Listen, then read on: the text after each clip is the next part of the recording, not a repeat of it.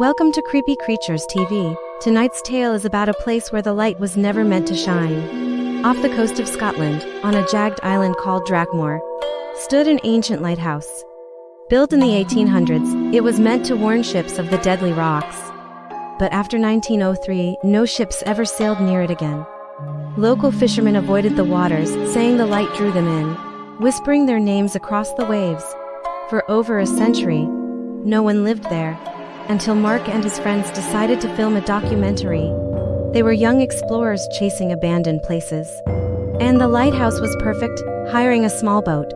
They reached Drakmore at dusk. The island was bare. Just black stone cliffs and gulls crying overhead. The lighthouse towered above them, tall, pale, and strangely lit. A bright beam swept across the water, even though there was no electricity. Inside, the air was cold and smelled of salt and rust. The spiral staircase groaned as they climbed on the walls.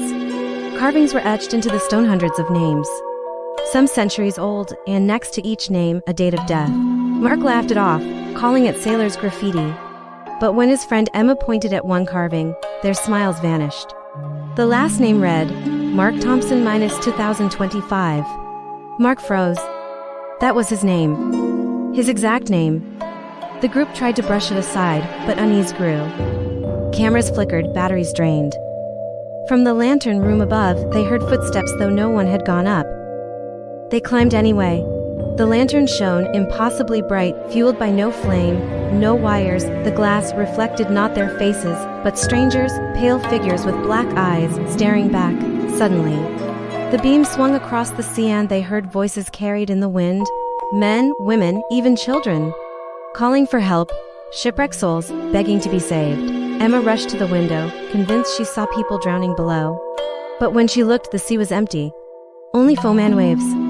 That night, they tried to sleep on the lower floor. But the sound of boots echoed on the stairs all night long, circling, never stopping. At midnight, the lighthouse bell rang, even though it had been torn down decades ago. One by one, the group disappeared. First James, then Emma. They would wake to find their sleeping bags empty, belongings untouched, but no sign of their friends. Mark was left alone. He ran to the lantern room. The light pulsed like a heartbeat. In its glow, he saw them as friends, now part of the beam itself. Their faces stretched and screaming inside the light. The final page of Mark's journal was found washed up weeks later.